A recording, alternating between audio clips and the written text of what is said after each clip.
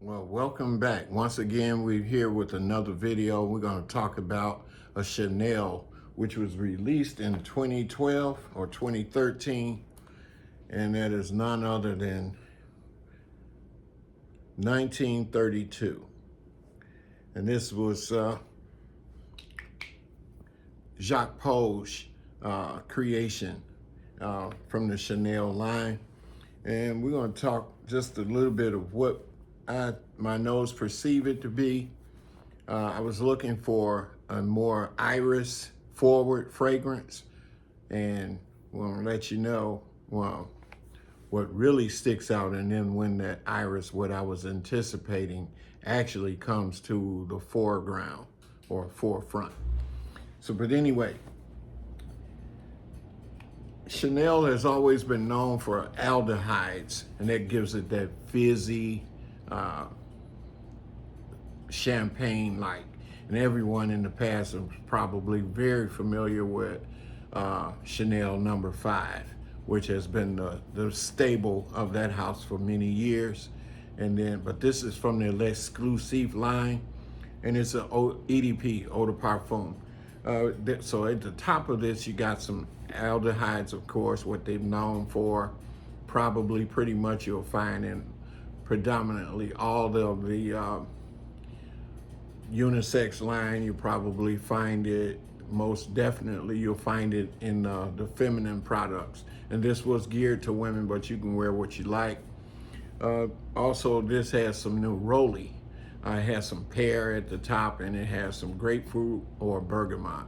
I think it leans more bergamot, but some sites are saying that it's grapefruit. And then in the base, in the mid. In the mid, that's where you're gonna find some floral notes. You find the jasmine, some lilac, or you could say also violet, that's in here definitely. And then in the base, there's a lot of stuff going on when it finally gets into the base. And by the way, I got this from Scent Rush. This is a 10 ml size. They had a pretty good sale on it. I would suggest go there, get your decant. This is a very elegant fragrance. It's very, to me, in the summer, spring, this will really shine. This definitely could be a date night scent for a female. Male, you could wear it if you're not afraid of the feminine fragrance. I am not. I'm a floral guy. But yeah, it does take a minute before it calms down, and then it seems like it can then lean a little less feminine. But also in that mid, there's some ylang-ylang, there's some carnation, there's some rose. But in the base is what I'm waiting for, and that's where the orris is. I'm glad they put it there, because then that's where I was looking for that iris. But it takes several hours before it actually gets into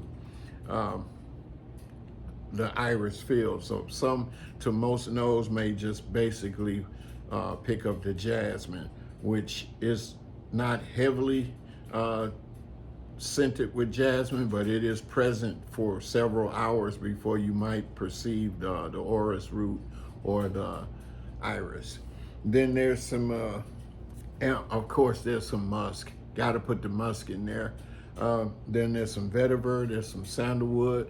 Probably back in the day, you might have been lucky when this may have come out, and I don't know if this was years ago and then they re-released it in the 2013, but probably. And if so, then I could assure you it was real musk, real deer musk, and probably also real Mysore sandalwood. So really would love to get an old vintage of that. Then there's some Opanax in there, and then there's some vanilla, there's some coumarin, and some incense. And the incense definitely, it's not real churchy, but it is frankincense in there. And so all I could say about this, I have not tested this on my wife yet. I'm sure she'll love this. I probably will wear it a couple of times. It is quite sweet to my nose. And by the way, just some education. our skin, as we get older, and I'm approaching 70, our skin tend to dry. And so if you smell this on a young person and they still have a lot of that sebaceous glands in their skin, the oil is there, and it will bring off a different scent. But as we age, and sometimes even as this age, we aging too.